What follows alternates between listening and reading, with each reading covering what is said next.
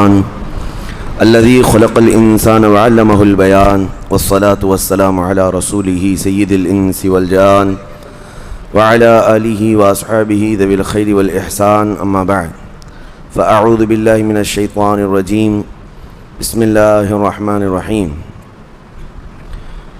يا أيها الذين آمنوا إذا نودي للصلاة من يوم الجمعة فاسعوا إلى ذكر الله وذروا البيع ذلكم خير لكم إن كنتم تعلمون صدق اللہ مولانا العظیم۔ بارگاہ رسالت مآب صلی اللہ علیہ وسلم میں درود پاک کا ہدیہ پیش کریں۔ اللہم صلی علی سیدنا و مولانا محمد معدن الجود والکرم وآلہ واصحابہ الکرام وابنہ الکریم وبارک وسلم صلاۃ دائمۃ سرمدا ابدا۔ آج رمضان المبارکہ کا یہ آخری جمعہ ہے جس کو جمعۃ الوداع بھی کہا گیا۔ اس جمعہ کی بڑی فضیلت ہے اور اہمیت ہے۔ یہ مسلمانوں کی ہیبت اور مسلمانوں کی عظمت و شان کا مظہر ہے، اور پہلے سے بزرگوں میں اس کے اہتمام کا اور اس جمعہ کے خاص اہتمام کا ذکر ملتا آیا ہے۔ نبی اقدس صلی اللہ تعالیٰ علیہ وسلم اور ان کے صحابہ اور ان کے بعد امت کے اکابرین نے اس جمعہ کا بڑا اہتمام کیا۔ روایتوں میں یہ ملتا ہے کہ پورے رمضان المبارکہ میں جتنی رحمتیں روزانہ اترتی تھیں وہ ساری رحمتیں آج کے دن اللہ اتارتا ہے، اتنی برابر۔ اور نبی اکرم صلی اللہ علیہ وسلم کی ایک حدیث میں یہ بھی ہے کہ اس کی ساعتیں یعنی دن اور رات ملا کر 24 گھنٹے ہوتے ہیں، ان میں سے کوئی گھنٹہ ایسا نہیں ہے جس میں ہر لمحے اللہ کریم 6 لاکھ لوگوں کو جہنم سے آزاد فرماتا ہے۔ ہر لمحہ اس ماہ مبارکہ کے اس آخری جمعہ میں کاش ہمارا نام بھی وہ آزاد ہونے والوں میں شامل ہو جائے۔ عزیزان گرامی اوقات، ایک روایت یہ بھی ہے کہ آج اللہ کے فرشتے زمین پر اترتے ہیں اور مومنین سے مصافحہ کرتے ہیں، اور شام ہونے تک افطار تک فرشتے ان کی مغفرت کی دعا کرتے رہتے ہیں۔ اللہ کریم، میں جس مومن سے ملاقات کیا اس کی تو مغفرت فرما دے، تو اللہ تبارک و تعالیٰ فرشتوں کی سفارش پر ان کی مغفرت کا عام اعلان بھی فرماتا ہے۔ یہ آج کے دنوں کی بڑی خصوصیت ہے، اس لیے اس کا اہتمام بھی کرتے ہیں۔ اور ویسے دنیا بھر میں خصوصیت کے ساتھ آج کے دن کو یوم القدس کے نام سے منایا جاتا ہے۔ یوم القدس کا مطلب کیا ہے؟ رمضان کے آخری جمعہ کو بیت المقدس مسجد اقصیٰ کے تحفظ کے یادگاری کے لیے امت میں اس کو مشہور کر دیا گیا کہ کم از کم امت میں نئے بچوں کو، نئے جوانوں کو، نئی جنریشن کو یہ پتہ لگے کہ بیت المقدس کیا ہے، مسجد اقصیٰ کیا ہے، ورنہ تو یہ قوم بھول جائے گی۔ یہ دھیرے دھیرے ان کے ذہنوں سے ساری چیزیں ختم ہو جاتی ہیں۔ یہاں ہمارے ملک میں رہتے ہوئے اب نئے بچوں سے پوچھیں تو بابری مسجد انہیں نہیں معلوم، پرانے لوگ جانتے ہیں جن کے سامنے حادثے ہوئے ہیں، لیکن جو نئے لوگ دنیا میں آتے ہیں یا جوان ہوتے رہتے ہیں تو ان تمام چیزوں سے وہ واقف نہیں ہو پاتے۔ تو یہ علماء کی ذمہ داری ہے اور بڑوں کی یہ ذمہ داری ہے کہ یہ معلومات منتقل کرتے رہیں اپنی جنریشن میں۔ آج یوم القدس کے طور پر دنیا بھر میں اس لیے منایا جا رہا ہے کہ بیت المقدس مسجد اقصیٰ کی حفاظت کا ایک عظیم منصب اور ایک عظیم مفہوم بچوں کے ذہن میں منتقل کیا جائے۔ کیا خبر کہ یہ جو نونہال ہیں، چھوٹے بچے ہیں، ہمارے ہاں آس پاس رہتے ہیں، کیا پتہ ان میں سے کون صلاح الدین بن کر کھڑا ہونے والا ہے۔ صلاح الدین کوئی آسمان سے آنے والے اور زمین سے نکلنے والے مجاہد کا نام نہیں تھا، وہ بھی اسی طرح سے پرورش پانے والے کسی محلے بستی میں رہتے تھے۔ اور صلاح الدین ایوبی نے ان حالات کا سامنا کیا تھا جب عیسائیوں نے بیت المقدس پر زبردستی قبضہ جمایا ہوا تھا، جبکہ حضرت عمر فاروق رضی اللہ تعالیٰ عنہ کے زمانے سے لے کر تقریباً 400 سال تک بیت المقدس پر اذانیں ہوتی رہیں، نمازیں ہوتی رہیں، اور صرف ان عیسائیوں کو وہاں آنے کی عام اجازت دی گئی تھی فاطمی دور میں۔ ویسے اگر میں تاریخ بتاؤں تو بیت المقدس روئے زمین پر یہ تیسرا اہم مرکز ہے مسلمانوں کا۔ حرم کعبہ اور مسجد نبوی کے بعد تیسرا حرم مسجد اقصیٰ ہے، بیت المقدس ہے، اور ویسے اس کے انعقاد اور زمین پر اس کے پائے جانے کی تاریخ تو بہت پرانی ہے۔ فرمایا گیا اللہ تعالیٰ نے روئے زمین پر سب سے پہلے خانہ کعبہ کو بنوایا، وہ فرشتوں نے اس کی تعمیر کی۔ تو مکہ مکرمہ میں خانہ کعبہ بنانے کے صرف 40 سال کے بعد یہ فلسطین میں بیت المقدس کو فرشتوں نے تعمیر کیا۔ سب سے پہلے وہ جگہ فرشتوں نے اس کو مقدس بنائی۔ تو اس زمانے سے آدم علیہ الصلوۃ والتسلیم کے زمانے سے یہ بیت المقدس کا علاقہ مقدس ہی رہا، اور اس کو ارض المقدس کہا جاتا ہے آج بھی عربی میں۔ پھر انبیاء اکرام علیہ السلام آتے رہے، اور اکثر انبیاء اکرام علیہ السلام کی عبادت گاہ رہی۔ بنی اسرائیل کے تقریباً انبیاء اکرام بیت المقدس کو ہی اپنا مسکن بنائے ہوئے تھے، اپنا وطن بنائے ہوئے تھے۔ کتنے انبیاء اکرام کا ذکر کروں، تقریباً 30,000 انبیاء اکرام آج بیت المقدس کے ارد گرد دفن ہیں۔ 30,000 انبیاء اکرام علیہ السلام، اور اولو العزم پیغمبروں میں حضرت سیدنا ابراہیم علیہ السلام وہیں پر ہیں، آپ کے بیٹے حضرت اسحاق علیہ السلام وہیں ہیں، ان کے بیٹے حضرت یعقوب علیہ السلام وہیں ہیں، پھر موسیٰ علیہ السلام وہیں ہیں، اور اس کے علاوہ زکریہ علیہ السلام، داؤد علیہ السلام، سلیمان علیہ السلام، جلیل القدر انبیاء کرام سب بیت المقدس میں ہیں۔ تو یہ بیت المقدس اس لیے بھی اہمیت کا حامل ہے کہ مسلمانوں سے پہلے یعنی انبیاء کرام علیہ السلام کے دور میں یہ مرکز رہا، قبلہ رہا اکثر امتوں کا۔ تو یہودی جو ہے چونکہ ان انبیاء کرام کے فالوورز میں آتے ہیں، حضرت ابراہیم علیہ السلام کے، حضرت اسحاق اور حضرت یعقوب علیہ السلام کے، تو ان کے لیے بھی یہ مقدس تھا۔ اور پھر مزے کی بات یہ ہے کہ حضرت بی بی مریم کی ساری تربیت جو ہے بیت المقدس کے اندر ہوئی، جیسے کہ آپ نے تفسیر میں سماعت کیا ہوگا۔ اور پھر جب وہ جوان ہوئی تو حضرت عیسیٰ علیہ السلام کی ولادت بھی بیت المقدس سے قریب میں ہوئی ہے۔ حضرت عیسیٰ علیہ السلام پیدا وہاں ہوئے، اور حضرت عیسیٰ علیہ السلام نے بھی تبلیغ کا مرکز اسی کو بنایا، بیت المقدس کو بنایا۔ تو دنیا کے پرانے مذاہب میں، پرانے دین میں یہودیت جو ہے ان کے لیے بھی وہ مقدس ہے، عیسائی جو ہیں ان کے لیے بھی وہ مقدس ہے، پھر اسلام کے لیے اس لیے بھی مقدس ہے کہ اصل ابراہیم علیہ السلام کے دین پر اب نہ یہودی باقی رہے نہ عیسائی باقی رہے، بلکہ صرف مسلمان باقی رہے، کیونکہ ابراہیم علیہ السلام نے شرک اور کفر کی تعلیم نہیں دی تھی، وہ تنہا اللہ رب العزت کے موحد تھے۔ اللہ کی وحدانیت انہوں نے اس وقت پھیلائی، اور اس دین پر آج کوئی قائم ہے تو وہ مسلمان ہے۔ تو انبیاء اکرام علیہ السلام کے وارثین بھی یہ امت محمدیہ ہیں پچھلے انبیاء کے۔ اور اس کے علاوہ ایک عظمت والی چیز یہ ہے کہ جب میرے آقا صلی اللہ تعالیٰ علیہ وسلم اعلان نبوت فرمائے اور نمازیں فرض ہوئیں، تو نمازوں میں بھی تقریباً 17 مہینے تک حضور صلی اللہ علیہ وسلم اور صحابہ نے بیت المقدس کی طرف منہ کر کے نمازیں ادا کیں۔ اس اعتبار سے ہمارا پہلا قبلہ وہی ہے، پہلا قبلہ جس کو قبلہ اول کہا گیا ہے۔ پھر حضور کی خواہش پر قبلہ بدل دیا گیا، خانہ کعبہ قبلہ ہو گیا ہمارا۔ اور ایک بڑی اہمیت اس بیت المقدس کی یہ بھی ہے کہ جب نبی اکرم صلی اللہ تعالیٰ علیہ وسلم معراج کی شب تشریف لے جا رہے تھے رب ذوالجلال کی ملاقات کے لیے، تو جبرائیل امین کے نے براق کی سواری کو حرم سے لے کر سب سے پہلے جہاں پر اتارا تھا وہ بیت المقدس ہے۔ بیت المقدس جہاں پر آج بھی وہ جگہ باقی ہے جہاں رسول کریم صلی اللہ تعالیٰ علیہ وسلم کی سواری براق کو باندھا گیا تھا، اور حضور نے اندر جا کر 1,24,000 کم و بیش نبیوں کو حضور نے امامت فرمائی تھی۔ یہ وہ بیت المقدس ہے جہاں سارے نبیوں نے میرے نبی کا خطبہ پڑھا تھا معراج کی شب، اور اس کے بعد رسول اقدس صلی اللہ تعالیٰ علیہ وسلم وہاں سے آسمانوں کا سفر کیے۔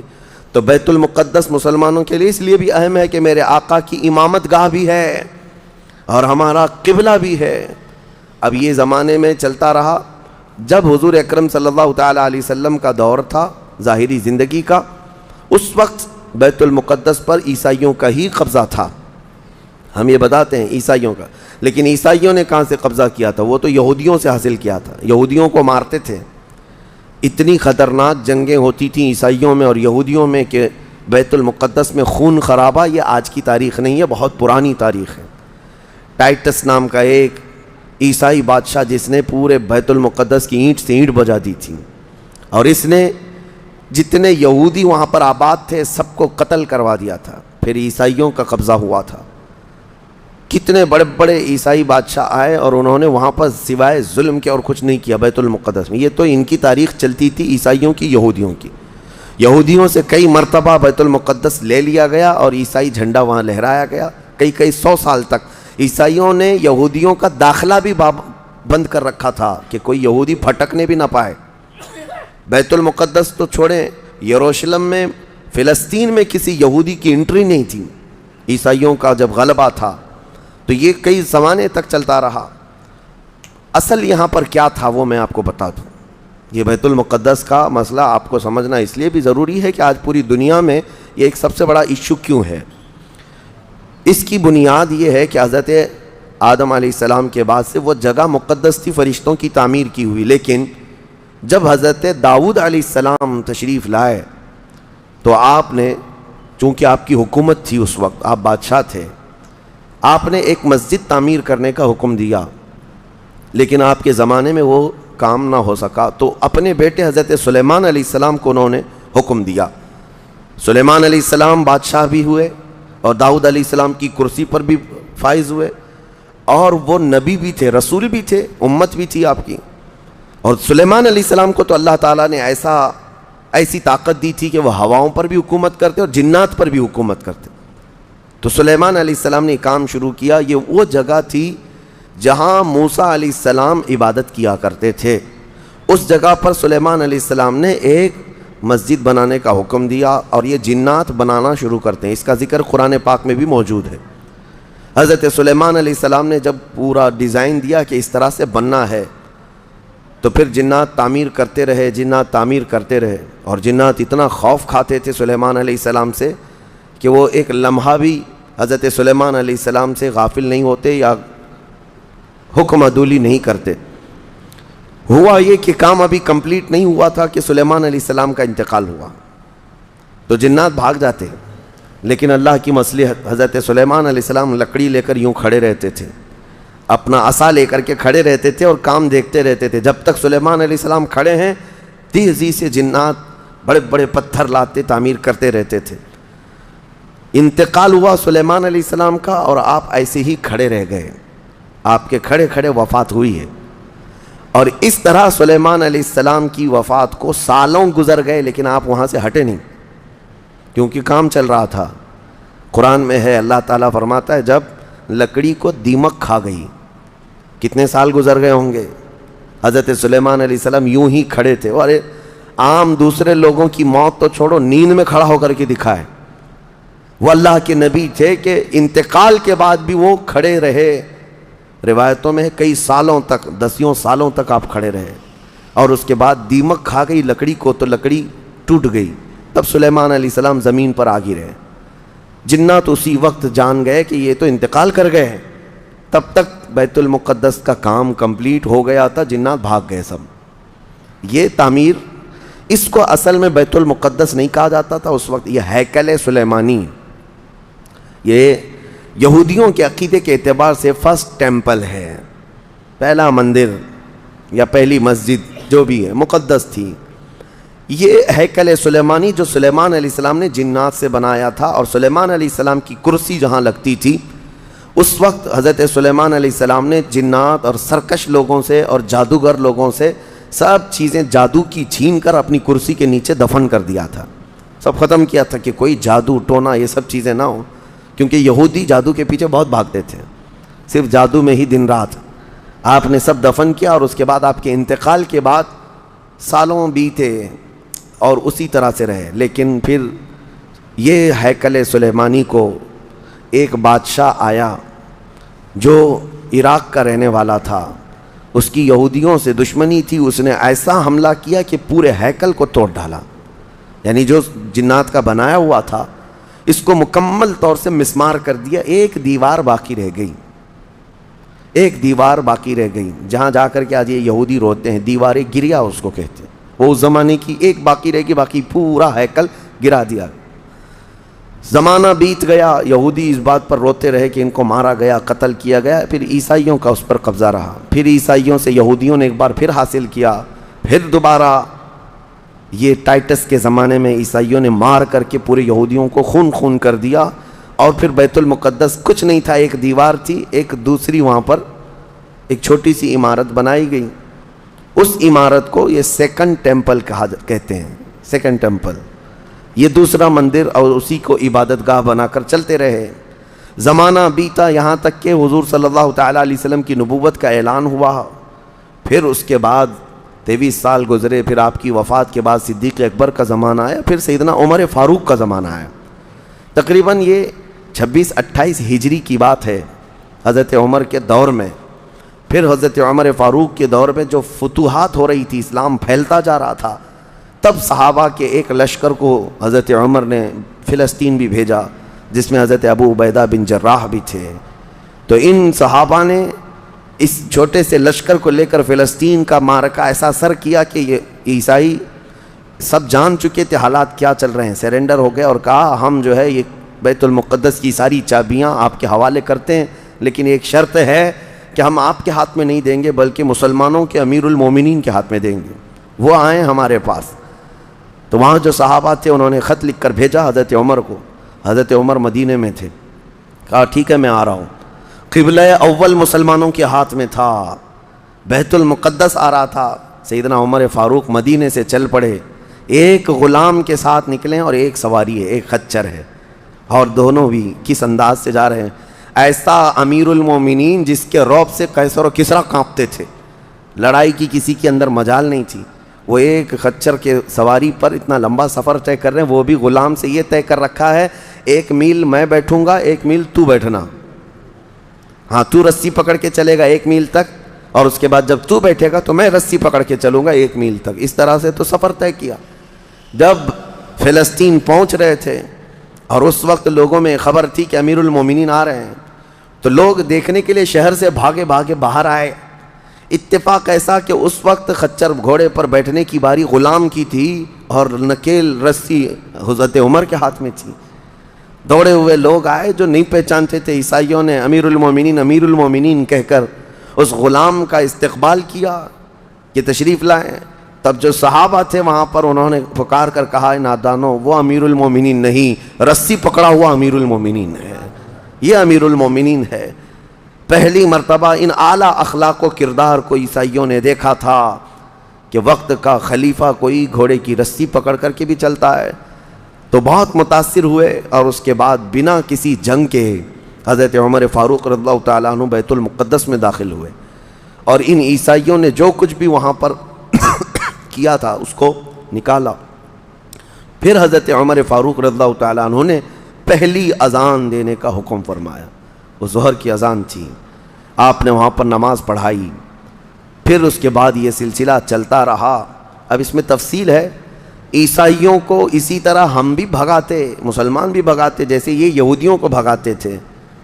تو انہیں آج بولنا چاہیے تھا کہ مسلمانوں نے زبردستی قبضہ کیا. حضرت عمر فاروق کا عام اعلان تھا کہ جو یہاں پر رہنا چاہے اس کے لیے کھلی آزادی ہے. حتیٰ کہ عیسائیوں کا چرچ بھی تھا پرانا.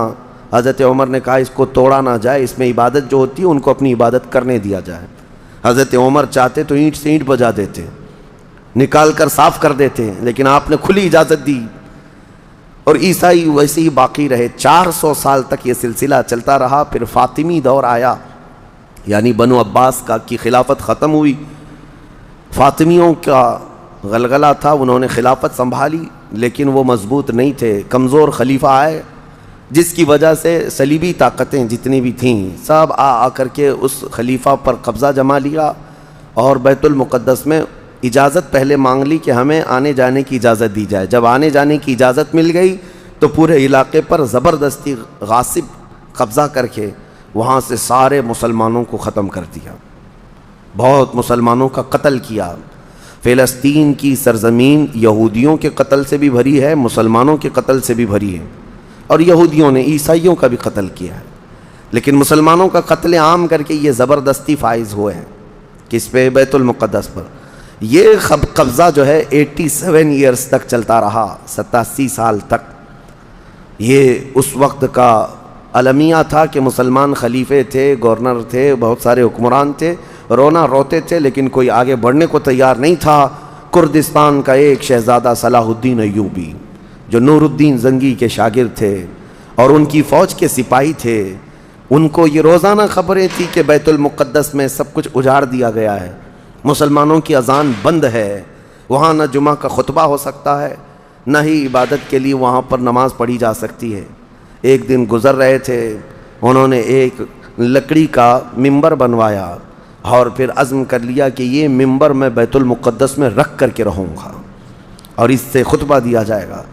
وہ ان کا عزم تھا اور اس پر لے کر کے چلتے رہے۔ تقریباً آپ نے 17 جنگیں لڑی ہیں، 17 جنگیں لڑی، اور صلاح الدین ایوبی کو جو درپیش مسائل تھے وہ کہا گیا ہے کہ پہلے تو انہوں نے جو روڈ میپ بنایا تھا اس حساب سے ان کو 2 سال کے اندر یہ جنگوں میں فتح کر لینا تھا۔ 2 سے 4 سال کے اندر ان کے دماغ میں یہ تھا کہ بیت المقدس کو میں حاصل کر لوں گا، لیکن فرماتے ہیں کہ اپنوں کی مخالفت اتنی تھی، جگہ جگہ سے کوئی مسلمان بیٹھا ہوا ہے، نواب بیٹھا ہے، کہیں کوئی کسی چھوٹے علاقے کا خلیفہ، کوئی گورنر، سب پکڑ پکڑ کر کے ان کی ٹانگ کھینچیں، ان کے فوجیوں میں ورغلائیں اور الگ الگ وسوسے ڈالیں، جس کی وجہ سے پہلے اپنوں سے بھڑتے بھڑتے آپ کو 18 سال لگ گئے۔ بیت المقدس پھر پہنچے، صلیبیوں سے معرکہ آرائیاں ہوتی رہیں، پھر وہ 87 سال کے بعد صلاح الدین ایوبی نے دوبارہ بیت المقدس کو ان عیسائیوں سے پاک کیا اور آپ نے وہ ممبر وہاں پر لگایا اور تاریخی خطبہ عطا کیا تھا۔ اس کے بعد وہ بیمار ہو گئے صلاح الدین ایوبی رحمۃ اللہ تعالیٰ علیہ۔ 17 جنگیں جس نے لڑیں، اور عیسائی آج بھی صلاح الدین کے نام سے ڈرتے ہیں اور بہت سارے تعریف بھی کرتے ہیں کہ ایسا جرنیل ہم نے دیکھا ہی نہیں دنیا میں صلاح الدین ایوبی کی طرح۔ وہ خون کا پیاسا نہیں تھا، وہ امن کا پیاسا تھا۔ کتنے تو قیدی ایسے آتے تھے جن کو وہ صرف ایگریمنٹ کر کے آزاد کر دیتا۔ عیسائی اس بات پر آج بھی اقرار کرتے ہیں کہ جنگوں میں قید جو ہونے والے کو کوئی چھوڑتا نہیں ہے، لیکن صلاح الدین ایوبی ایک نہیں لاکھوں لوگوں کو آزاد کیا ہے، 1000 بھی نہیں، لاکھوں لوگوں کو آزاد کیا ہے صلاح الدین ایوبی رحمۃ اللہ تعالیٰ علیہ۔ اللہ ان کی تربت پر کروڑوں رحمتیں نازل فرمائے۔ حیرت کی بات یہ ہے کہ ان کا آخری وقت آیا تو رونے لگے، بستر پر رو رہے تھے۔ لوگوں نے پوچھا کہ کیا بات ہے؟ صلاح الدین ایوبی کہتے ہیں میں نے منت مانگی تھی اللہ سے کہ اللہ بیت المقدس فتح ہو جائے تو میں حج پہ جاؤں گا۔ کہا تو پھر کیا ہوا؟ کہا میرے پاس اتنے پیسے نہیں ہیں کہ میں حج کر سکوں۔ یہ وقت کا وہ عادل حکمران جس کی تاریخ عدل سے بھری ہوئی ہے، لیکن یہ بھی تاریخ ہے کہ مال لوٹ کر کے اگر اپنا محل بنایا ہوتا تو صلاح الدین کے بہت سارے آج محلات ہوتے، لیکن وہ آخر وقت بستر پر اس غم سے رو رہے تھے کہ میرے پاس حج پہ جانے کے لیے پیسے نہیں ہیں۔ جس کے زیر نگیں کتنے علاقے آتے تھے اس وقت، بہت سارے علاقوں کا وہ خلیفہ۔ لیکن میرے عزیزو، اسلام کی سچی تاریخ ایسے ہی خلفاء سے ہے، ایسے ہی خلفاء سے نظام ہے۔ پھر یہ زمانہ چلتا رہا، تقریباً 800 سال گزر گئے، 1921 آیا، 1921، یہ جو گزری ہوئی سینچری ہے ابھی ہماری، یہ فرسٹ ورلڈ وار جب ہوئی، پہلی جنگ عظیم، اس جنگ کے دوران یہودیوں نے زبردستی اجازت مانگی برطانیہ کو ثالث بنا کر کے، کیونکہ جب ترکی کی حکومت ختم ہو گئی جس کو خلافت عثمانیہ کہا جاتا ہے، جب وہ کمزور ہو کر گر گئی، کیونکہ ان کا دبدبہ تھا، یہ آخری خلافت ہے جو زمین پر تھی، اگرچہ خلافت کے نام سے جو مشہور رہی، تو حضور صلی اللہ تعالیٰ علیہ وسلم کی وفات کے بعد سے لے کر یہ ترکی کی خلافت عثمانیہ تک اس روئے زمین پر خلیفہ ہر زمانے میں کوئی نہ کوئی رہا، لیکن 1921 سے لے کر 1921 سے لے کر اب کا زمانہ آ گیا 2023، اتنے سال، 100 سال گزر گئے، پوری دنیا میں اب کوئی خلیفہ مسلمانوں کا نہیں رہا۔ بادشاہ تو بہت سارے ہیں، امیر المومنین اور خلیفہ کے نام سے اس روئے زمین پر اب کوئی نہیں۔ ان ظالموں نے ہماری خلافت کے نظام کو مار ڈالا، ختم کیا، خلافت کو زمین سے ختم کیا۔ اب لوگوں کو نیا لگتا ہے کہ خلافت کا مطلب کیا ہے۔ خلافت ایک نظام ہے، پورا نظام ہے۔ جب ڈیموکریسی ایک نظام ہے، کمیونزم ایک نظام ہے، تو اسی طرح سے خلافت جو ہے میرے مصطفیٰ کے نظام کا نام ہے۔ جب یہ ختم ہوا تو پھر 1921 میں یہودی جگہ جگہ سے جو مارے گئے تھے، اس وقت جرمن سے بھگائے جا رہے تھے، جینوسائیڈ کیا گیا تھا یہودیوں کا، جرمن میں مارا جا رہا تھا، تو ان کے اوپر دنیا والوں نے चिंतक बैठक जिसको कहते हैं, रहम करने का कई मरतबा बैठकें हुई, बड़े बड़े लोगों ने कहा यहूदी पूरी दुनिया में मारे जा रहे हैं और ये मजलूम हैं, इनको कहीं पनाह दी जाए। पनाह देने के लिए जब बात आई तो फ़िलिस्तीन का एक छोटा सा इलाका 4000 यहूदियों को रहने की इजाज़त दी गई। 1921 से 4000 यहूदियों को रहने की इजाज़त दी गई। और फिर जब वो 4000 यहूदी रहे तो बढ़ते बढ़ते दुनिया भर से लोग हिजरत करके यहूदी वहाँ जाते रहे और तकरीबन 1948, 1947, 1947 जब हमारे यहाँ आज़ादी का मसला चल रहा था, तब तक यहूदी जो है लाखों की तादाद में वहाँ जमा हो चुके थे। और जमा हो करके उन लोगों ने, और उसी वक्त हिटलर का दौर भी ख़त्म हुआ था और हिटलर ने इनको बहुत मारा था, जिसको होलोकॉस्ट कहा जाता है, और बहुत ज़्यादा जुल्म किया था। तो ये सब भाग करके फ़िलिस्तीन में जमा हुए और फिर एक एग्रीमेंट साइन करवा लिया गया दुनिया की बड़ी बड़ी ताकतों से कि ये इज़राइल एक कंट्री है। फ़िलिस्तीन को 2 हिस्सों में बांट दिया गया, आधा अरबों में, आधा यहूदियों में। फ़िलिस्तीन के 2 हिस्से कर दिए। तो आधा यहूदियों को मिला तो ठीक है, लेकिन इसके गुस्से में अरबों में जंग शुरू हुई 1948 के बाद। फिर जंगों का आगाज़ हो गया। जॉर्डन, सीरिया, मिस्र, इन लोगों ने इज़राइल के साथ, इन्होंने नई कंट्री का नाम इज़राइल रखा था, जंग किया। जब जब जंग करते रहे, इज़राइल अपने पैर फैलाता रहा और आगे बढ़ता रहा, क्योंकि उस वक्त इन अरबों के अंदर या जदीद हथियार नहीं थे। इज़राइल को फुली तौर पर अमेरिका का सपोर्ट था, यूके का सपोर्ट था, यूरोप का सपोर्ट था। इन तीनों मुल्कों के साथ बड़ी खौफनाक जंगों में इनको पीछे ढकेल दिया गया, बल्कि जो सहराए सेना था मिस्र का, वो भी इज़राइल ने कब्ज़ा कर लिया। तूरे सीना जिसको कहते हैं, कोहे तूर, वो भी उनके लिए मुक़द्दस था, वो भी हासिल कर लिया। फिर उसके बाद दूसरी जंग भी हुई थी मिस्र की, तब मिस्र ने वो इलाका वापस लिया और इज़राइल को समेटने की कोशिश करते रहे। 3 बड़ी जंगों में हुआ ये कि जब जब जंग होती रही, इज़राइल फैलता रहा। फिर 1978 के करीब या 75 के आसपास इज़राइल ने पूरे तौर पर फ़िलिस्तीन का कंट्रोल अपने हाथ में ले लिया, जिसमें बैतुल मुक़द्दस भी चला गया। ये है तारीख़ में आदम अलैहिस्सलाम के ज़माने से लेकर यहाँ तक की बता रहा हूँ, मुख्तसर झलकियाँ। उसके बाद से यहूदियों ने बैतुल मुक़द्दस का कंट्रोल अपने हाथ में लिया। हालांकि यूएनए का ये फ़ैसला है कि पूरे इज़राइल को ये ख़ास तौर पर तंबीह की गई है कि सिर्फ मस्जिद अक्सा जो बैतुल मुक़द्दस है, इसका कंट्रोल और इसका मैनेजमेंट, इसके इंतज़ामात यहूदियों के हाथ में भी नहीं रहेंगे और वहाँ के फ़िलिस्तीनी मुसलमानों के हाथ में भी नहीं रहेंगे। ये जॉर्डन की हुकूमत को दिया गया है। जॉर्डन की हुकूमत, जिसको कस्टोडियन ऑफ ये कहा जाता है बैतुल मुक़द्दस, वो इसके इंतज़ाम देखती है। लेकिन बराए नाम है, यहूदियों ने धज्जियाँ उड़ा रखी हैं पूरे दुनिया भर के कवानीन की। जहाँ जहाँ इनको पाबंदी थी कि यहाँ नए घर नहीं बनाएंगे, अभी 3-4 साल पहले इन्होंने पूरे मुसलमानों के मोहल्ले को ख़त्म करके 200 घर बनाए, यहूदियों को आबाद किया।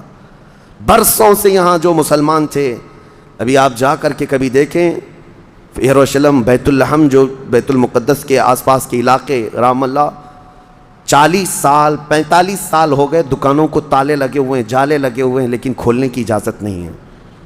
इतनी पुराने वक्त से दुकानें बंद हैं। कहा कि नहीं, यहूदियों की तरफ से कोई यहाँ पर खोलने की इजाज़त नहीं है, मुसलमानों के नाम पर।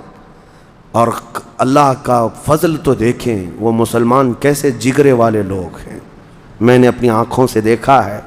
हर जगह की तबीयत के एतबार से अल्लाह ताला मखलूक पैदा किया है। इन जालिम गासिब इज़राइलियों को हमने देखा, ये बंदूक ताने बैतुल मुक़द्दस के हर दरवाजे पर खड़े रहते हैं।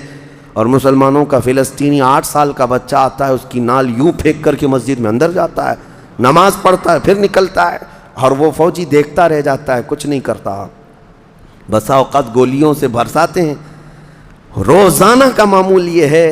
रात को गोलियों की बारिश हुई, समेट करके ख़त्म किया गया, ज़ख्मी हॉस्पिटल में गए। दूसरे दिन देखा, असर के बाद बैतुल मुक़द्दस के बाहर सहन जो है, वहाँ पर फिर औरतें, बच्चे, सब जो रोज़ाना असर से लेकर मगरिब तक अपनी रोटियाँ, अपने खाने लेकर के आती हैं, बैठती हैं। ऐसा लगता है यहाँ कुछ हुआ ही नहीं, कुछ हुआ ही नहीं। माएँ बच्चों को बचपन से ये चीज़ डाल देती हैं कि बेटा अगर तू अभी घर से गया, نماز کے لیے تو ہمیں یہ یقین نہیں ہوتا کہ تیرا جسم آئے گا کہ تیری لاش آئے گی، ہر ماں کا یہ وہاں پر جذبہ ہے، اور یہ حدیث پاک میں موجود ہے۔ میرے آقا صلی اللہ علیہ وسلم نے فرمایا لا تزال طائفۃ من امتی، میری امت میں سے ایک جماعت ایسی رہے گی جو قیامت تک حق کے لیے لڑتی رہے گی، اور اللہ ان کا ناصر و مددگار ہوگا۔ بیت المقدس کی یہ تاریخ آج، بیت المقدس کو انہوں نے خون میں نہلا رکھا ہے، یہودیوں کا زبردستی اس پر قبضہ ہے۔ اب یہ چاہتے کیا ہیں یہ بھی میں آپ کو بتا دوں، یہ چاہتے ہیں کہ یہ مسجد اقصیٰ جو تعمیر ہوئی یہ حضرت عمر کے حکم سے ہوئی، پھر اموی خلفاء جب آئے، خلیفہ ولید بن عبد الملک، اس نے پوری مسجد بنوائی، اور یہ جو پیلا گنبد آپ دیکھتے ہیں قبۃ الصخرہ، جو مسجد اقصیٰ سے جس کو مشہور کیا گیا ہے، یہ قبۃ الصخرہ ہے، ڈوم آف راک جس کو کہتے ہیں، یہ اصل اس سے لگی ہوئی ہے بیت المقدس کی مسجد پرانی، اس کو شو نہیں کرتے، اس کو یہ گرا کر کے، اس کو پورا زمین بوس کر کے تھرڈ ٹیمپل بنانے کا پلان ہے۔ ان کو یہ چاہیے کہ حضرت داؤد علیہ السلام کے زمانے میں جو کام شروع ہوا تھا، سلیمان علیہ السلام نے جو مندر بنایا تھا، جو ٹیمپل بنایا تھا، ہم اس کو اسی جگہ تعمیر کریں گے۔ تو بیت المقدس مسجد اقصیٰ کی دیوار سے دیوار انہیں گرانا ہے، اس کے لیے یہ کیا کیا سازشیں کرتے رہے، کھدائی کرتے رہے کہ یہاں پرانا خزانہ ہے، فلاں چیزیں ہیں، ثبوت نکالنا ہے، کتنا دیواروں کو ہلانے کے لیے آرٹیفیشیل زلزلے لائے گئے، مصنوعی طور پر یہ زمین ارتھ کویک لائے گئے کہ مسجد اقصیٰ گر جائے، لیکن اللہ کی مرضی جب تک چاہے۔ اب اگر حالات ایسی ہیں تو یہ مسجد اقصیٰ کو گرا کر کے وہاں پر ایک تھرڈ ٹیمپل بنائیں گے، جس کا پورا آرکیٹیکٹ ڈیزائن بھی انہوں نے ظاہر کر دیا ہے، نشر کر دیا ہے، کوئن بھی ایک جاری کر دیا ہے، جس کو لے کر کے ان کے تھرڈ ٹیمپل کے اندر جائے گا، آئے گا۔ یہ 2017 کی بات میں بتا رہا ہوں، پوری تیاریاں کر لی گئی ہیں۔ اب دیکھا گیا ہے کہ مسلمان ہر جگہ سے سوئے ہوئے ہیں، اب کوئی بھی اٹھتا نہیں ہے۔ عربوں کے منہ میں تو انہوں نے اپنی زبان رکھ دی ہے، عرب اب بولنے کے قابل نہیں رہ گئے، اور بغل کے جو دیش لڑے تھے پہلے، مصر، سیریا، جارڈن، آج ان کی حالت کیا ہے؟ وہ خود خانہ جنگی میں مبتلا ہیں، آپس کی لڑائیوں میں مصروف ہیں۔ اسرائیل کی غنڈہ گردی اور دادا گیری اس حد تک بڑھ گئی ہے کہ اسے آس پاس کسی کا خوف نہیں۔ ہاں اگر کچھ بولتا ہے تو کبھی ترکی بولتا ہے، ہاں اس کو اپنے اس ملک کے لیے سب سے بڑا خطرہ محسوس ہوتا ہے تو ایران ہے۔ ایران کو اس نے سعودی سے ایسا لڑا کر کے رکھا ہے کہ وہ آپس میں جنگیں کرتے رہیں، اسی لیے ابھی ایران اور سعودی کا پیس معاہدہ ہوا، ایگریمنٹ ہوا، تو سب سے پہلے نیند حرام ہو رہی ہے اسرائیل کی کہ یہ اگر دوست ہو گئے تو میرا کیا ہوگا، میری حفاظت کیا ہوگی۔ اسرائیل حماس کو مدد کرتا ہے، جو غزہ میں ایک علاقہ باقی رہ گیا مسلمانوں کا جو فلسطین کے اندر ہے، جو آج تک لڑ رہے ہیں، آج تک راکٹ داغتے ہیں، اسرائیل کے ساتھ لڑتے ہیں۔ 20,000 کی تعداد ہے وہ بیچاروں کی، 20,000 کی تعداد ہے۔ اب یہ تاریخ اس طرح سے بتائی جاتی ہے، نیوز اس طرح کی ہے، اسے حماس کو اسرائیل مدد کرتا ہے، فلاں مدد کرتا ہے، جو بھی مدد کرتا ہو ہمیں اس سے وہ نہیں، لیکن ایک حق جماعت قیامت تک حق پر قائم رہے گی اور بیت المقدس کے لیے لڑتی رہے گی۔ پھر وہ دن آئے گا جب میرے آقا صلی اللہ تعالیٰ علیہ وسلم کی حدیث پاک ہے، خراسان سے ایک جماعت نکلے گی، خراسان سے ایک جماعت نکلے گی۔ خراسان پہلے کے دور میں رشیا کا کچھ حصہ، افغانستان کا کچھ حصہ، ایران کا کچھ حصہ، ایک پورا بڑا نقشہ ہے، اس کو پرانا خراسان آپ دیکھیں گے۔ خراسان سے ایک جماعت نکلے گی، ان کے ہاتھ میں کالے جھنڈے ہوں گے۔ میرے آقا نے فرمایا وہ اتنی تیزی سے نکلیں گے کہ دنیا کی بڑی سی بڑی طاقت ان کا راستہ نہیں روک سکے گی، اور وہ سیدھے جھنڈے لے جا کر کے بیت المقدس میں نصب کریں گے، اور پھر اسلام کا پرچم وہاں سے بلند کیا جائے گا۔ یہ قیامت کے قریب ہونا ہے۔ اب میں اس بات پر اپنی گفتگو ختم کرتا ہوں۔ دعائیں تو ہیں کہ اللہ تعالیٰ بیت المقدس کو آزاد کرے، لیکن یہودی جتنے دن ناچتے رہیں گے، دندناتے رہیں گے، ایک دن آنا ہے دنیا اوپر سے نیچے ہو جائے، نیچے سے اوپر ہو جائے، مگر میرے مصطفیٰ کا فرمان ہو کر رہے گا انشاءاللہ، اور غلبہ اسلام آ کر رہے گا۔ آج یوم القدس کے طور پر پوری دنیا میں یہ بات منائی جا رہی ہے۔ میں بچوں میں یہ انفارمیشن نقل کرنا چاہتا ہوں کہ بچوں یاد رکھو ہمارا بیت المقدس سے کیا رشتہ ہے، ہمارا کیا تعلق ہے، اور ہمارے لیے وہ کتنی عظمت والی جگہ ہے۔ اس لیے کہ آپ ہندوستان میں ہیں، دور دراز ہیں، کہیں پر بھی ہیں، لیکن روحانی رشتہ تمہارا جب مدینے سے جڑا ہے تو مدینے کے آقا کے فرمان سے بھی جڑا ہوا ہے۔ اللہ کریم ہم سب کو بیت المقدس کے محافظین میں شامل فرمائے۔ قیامت کے قریب امام مہدی کی فوج میں اللہ تعالی ہمارا شمول فرمائے۔ کریم خدا بیت المقدس کو تو آزاد فرما دے۔ یہودیوں کے چنگل سے اسے آزاد کر دے، فلسطین کے نونہال نہتے بچوں پر مولا تو رحم فرما دے، اے کریم خدا ان کے لیے امن و امان والی عید عطا فرما دے، اس رمضان کو مولا ان کی ہاں خوشحالیاں عطا کر دے، اے کریم خدا شام، عراق، یمن اور دیگر ممالک اسلامیہ جہاں پر مسلمانوں کی حالتوں کو زار زار کیا گیا ہے، اے رب قدیر اس ماہ مبارکہ کے صدقے ان سب پر فضل فرما دے، تیرے حبیب کی امت کو مولا عزت و وقار عطا فرما دے، وصلی اللہ تعالی علی خیر خلق محمد وآلہ واصحابہ اجمعین، وآخر دعوانا ان الحمد للہ رب العالمین۔